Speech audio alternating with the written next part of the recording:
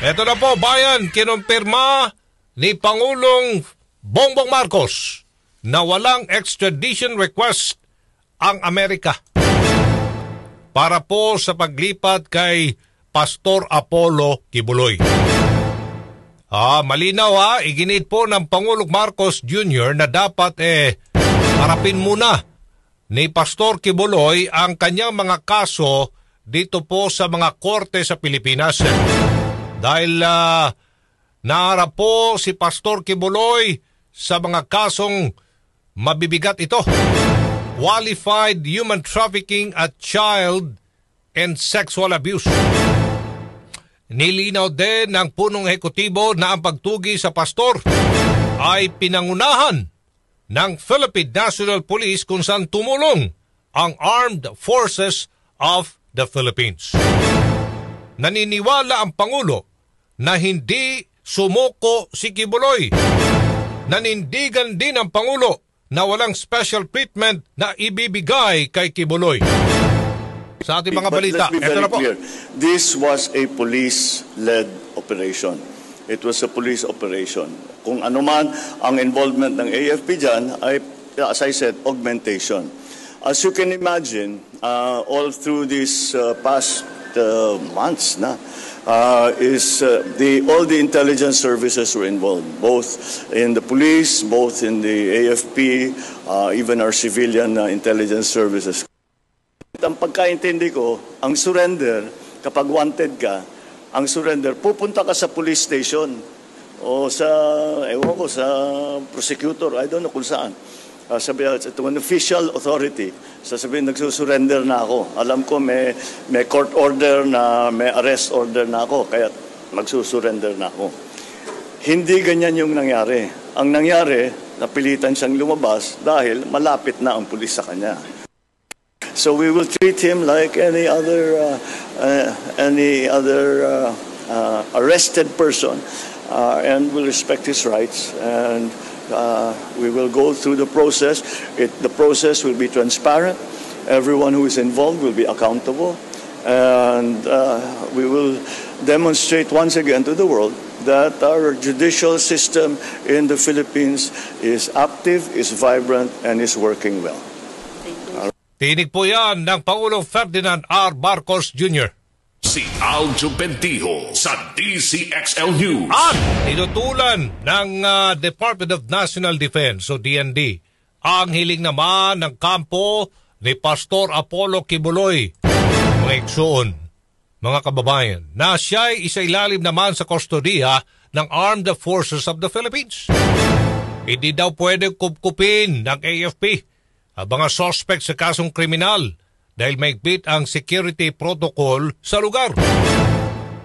Bago ito kasi, mga igsoon, mga kababayan, naghain po ng mosyon sa korte ang abogado ni Pastor Kibuloy na si Attorney Israelito Torion upang mailipat ang pastor sa AFP mula dyan sa Campo Crame.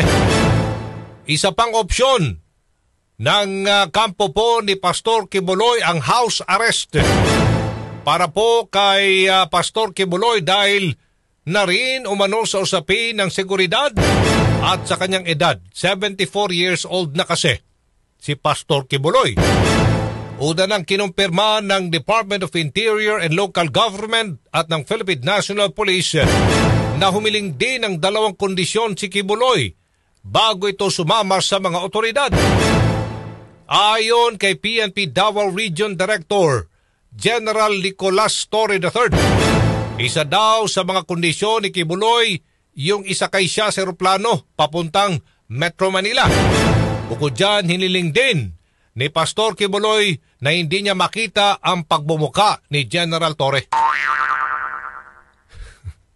Kaya dumating sa Metro Manila sakay nga ng C-130 aircraft si Kibuloy at 4 itong kasabwat na pawang naharap sa kasong qualified human trafficking and child sexual abuse. General Torre, good morning. Nang nag-land ng aeroplano, nag-transition na kami sa prisoner transport. Dahil I really demanded that 30 minutes before the landing of the plane, dapat makita na siya ng aking representative. ayaw nila ako makita. So, sige, I will send a representative. Nung makita na, medyo kalmante na kami.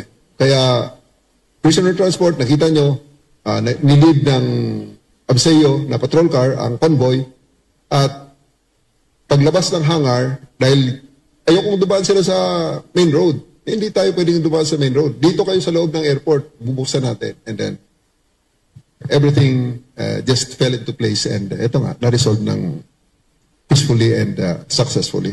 Tinig po yan ni General Nicolas Torre III. Ito pa, kaya ibinunyag po ngayon na DILG at ng PNP na sila'y kinasuhan din. Si Interior Secretary Benor Abalos at Chief PNP Romel Francisco Marbil kinasuhan matapos ang pagsuko ni Pastor Apollo Kibuloy. Ayon po kay Abalos, kinasuhan sila ng kasong administratibo ng mga miyembro ng KOJC, Kingdom of Jesus Christ, ganyan din ng violation of domicile, interruption of religious worship, offending the religious feelings, grave threat at conduct unbecoming of a public officer. Nagsampa rin pala si dating Pangulong Rodrigo Duterte ng 2 counts of malicious mischief kina Abalos, General Marbil at iba pang mga opisyal ng Philippine National Police.